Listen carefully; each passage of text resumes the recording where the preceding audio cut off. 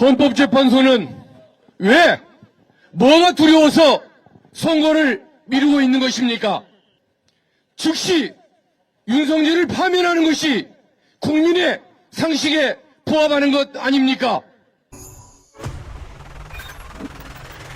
이처럼 중대한 사안이 없고 온 국민이 직접 보고 귀로 들었습니다. 그런데 뭐가 도대체 두렵다는 말입니까? 결정을 성공하면 나라가 혼란에 빠질까봐 걱정하는 것입니까?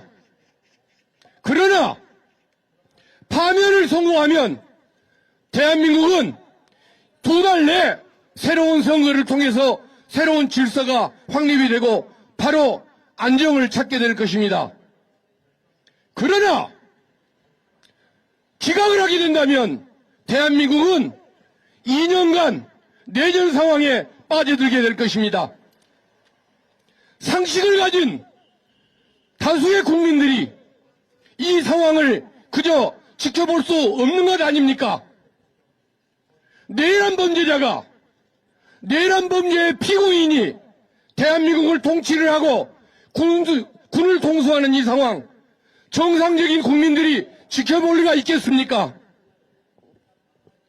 만약에 기각을 하게 된다면 그것은 대한민국을 절단 내놓겠다는 것과 같은 그런 결론이 될 것입니다. 만약에 다수의 정상적인 국민의 생각과 달리 엉뚱한 결정이 내려진다면 대한민국은 어떤 상황이 되겠습니까? 헌법재판소는 존재의 이유를 잃게 됩니다. 이보다 더 나쁜 범법자가 없는데 이 사람에 대해서 만약에 기각을 하게 되면 앞으로 누구를 탄핵을 한단 말입니까? 누구를 파면한단 말입니까? 탄핵 심판제도는 없어지는 것이고 그것은 헌법재판소가 문을 닫겠다는 것과 같은 취지 아닙니까? 그런 결정은 없을 거라고 믿습니다. 향후 탄생할 대통령들에게 내란의 면허권 이걸 허용할 수도 없는 것 아니겠습니까? 이 당연한 결정 왜 미루는 것일까요? 헌법재판소는 5.18 민주화운동, 육식 민주화 항쟁의 그 결과로 이 대한민국의 헌법이 탄생했고 그 헌법에 의해서 지금의 현재가 탄생했습니다. 헌법재판소는 그동안 잘 해왔습니다. 그런데 이제 와서 왜 그러는 것입니까?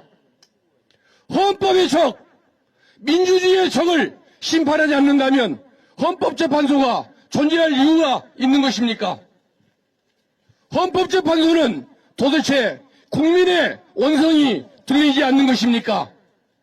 그리고 대한민국의 현재와 대한민국의 앞날이 걱정이 되지 않는단 말입니까? 앞으로 기록될 재판관들의 헌재의 불명예 걱정되지 않는단 말입니까? 헌법재판소는 오늘이라도 당장 파면 선고 결정을 내려야 할 것입니다.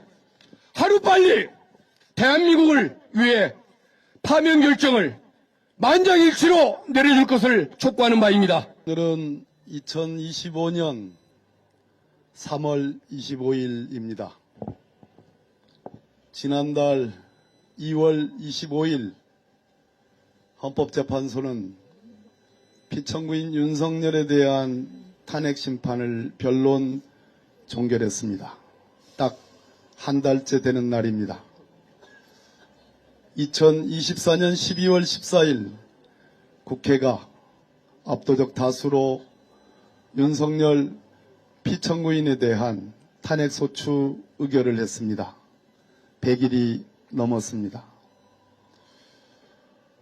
저는 오늘 8분의 특히 그 중에서 3분의 헌법재판관님들께 희망 고문을 하려 합니다. 정영식 재판관님, 재판관께서는 이 역사적인 현직 대통령에 대한 탄핵 심판 사건의 주심 재판관이십니다. 2차례의 변론 기일과 11차례의 2차례의 준비 기일과 11차례의 변론 기일을 정영식 재판관께서 쟁점 정리와 사건의 진행을 맡아왔습니다. 한덕수 국무총리에 대한 탄핵소추안은 단 한 차례 변론 기일을 열었을 뿐입니다. 그것도 1시간 반에 불과합니다.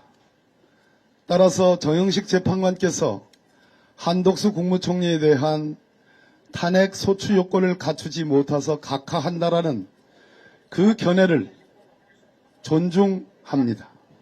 그러나 11차례의 변론 기일을 열은 윤석열 피청구인 탄핵 사건에 대해서는 재판관께서 주심을 맡아왔고 군데군데 핵심적으로 내란 행위가 있었음을 칼날같이 지적해왔습니다. 저는 당신께서 정리하신 그 쟁점에 따라 절대로 이번 한덕수 판결처럼 윤석열 판결에 대해서 각하설에 서지 않을 것을 확실합니다. 그 이유는 방금 설명드렸습니다. 조한창 재판관님께도 같은 논리로 말씀드렸습니다.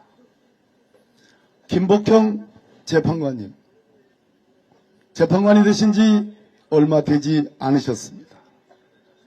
적어도 국회의장, 우원식 국회의장님께서 한덕수 국무총리에 대한 탄핵소추 요건은 151명으로 족하다는 그 판단에 대해서 우리 김복형 재판관께서 동의해 주셨습니다. 8분 중에 6분이 탄핵소추 요건을 갖춰서 본안 판단으로 나아가서 일치된 의견을 보여주셨습니다. 저는 이 6분의 이번 한덕수 탄핵소추에 대한 기각결정에 대해서는 참으로 유감이지만 6분의 재판관들의 적어도 본안 판단을 한 그 점에 대해서 높이 평가하고 희망을 가져봅니다. 그 생생한 차고 넘치는 탄핵 파면의 증거들을 김복형 재판관께서 인정할 것으로 생각합니다. 마지막으로 우리 헌법재판관님들은 과거에 헌재 판례에서 인정했던 민주적 정당성이라는 표현을 이번 한덕수 탄핵소추 의결에서 기각 결정에서 또 쓰셨습니다. 대통령과 국회의원만이 갖는 민주적 정당성입니다. 따라서 민주적 정당성 있는 직분은 그만큼 권한도 크지만 책임도 큽니다. 바로 이 지점 12.3 내란 행위를 저질렀던 민주적 정당성이 가장 큰 대한민국 대통령에 의한 내란 행위가 온 국민이 시청하는 가운데 저질러졌습니다. 이 점에 대해서 8분의 재판관님 모두가 의견이 일치할 것으로 저는 강한 확신을 갖고 있습니다. 마지막으로 이재명 대표에 대한 선고가 내일 있습니다. 그 선고를 보고 선고기일, 탄핵심판의 선고기일을 잡는 것은 말 그대로 정치적 재판, 정치적 탄핵재판이라는 불명예를 우리 헌법재판소에 가져다 줄 것입니다. 저는 오늘과 내일 오전 10시 전 금주 내 윤석열 파면 선고 일자를 8분의 헌법재판관들이 일치해서 잡아주실 것으로 기대합니다. 그리고 확신합니다.